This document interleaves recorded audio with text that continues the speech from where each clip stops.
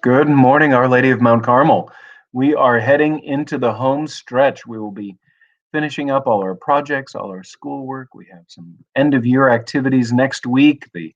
Um, the awards will be announced. The academic and school awards will be announced next Friday. We have all the teachers recording those announcements. And then, of course, we're going to have a graduation exercise for our eighth graders, and we'll let you know more about that as the week unfolds. And then the last 3 days, as we do when we're in school, we have some fun activities and competitions. So we're preparing all the directions for that, and that should be a great way to finish up this difficult season. We're going to make the absolute most of it, even though we can't be all together. So I'm looking forward to things winding down. I know you are too. And now as the summer's upon us, and it looks like a lot of the social distancing restrictions and activity restrictions are starting to ease up. You have a wonderful summer ahead of you to look forward to as well. So it is a good time for us to collect our thoughts and take stock. And actually, fittingly, as we go into this very end of the year, today is the feast day of Saint Boniface. Boniface was an 8th century saint. He was from England, and he felt called to return to the mainland of Europe, to go across the English Channel to Europe to evangelize, particularly the Germans. And of course, what Boniface encountered was not people who had never heard the gospel before, right? These are people who had been introduced to Christianity. And in many ways, these were people who considered themselves to be Christians, but they had fallen away from the faith. Their understanding of the faith had become distorted and confused. So much of what Boniface had to do was not only introduce these Germans to Christianity, he had to correct their understanding. He had to correct their misunderstandings to help them to return to faithfulness, to know the truly liberating, freeing truth of the gospel, and to return to faithfulness in the church. I think this is fitting for us because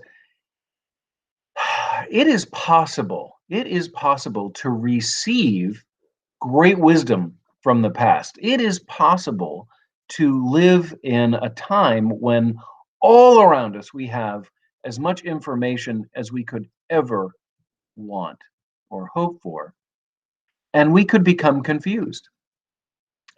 Boniface reminds me that the work of making the good news of the gospel, the good news of Jesus Christ, the faith delivered once for all, is something that has to be done and then revisited and reviewed and reformed and corrected and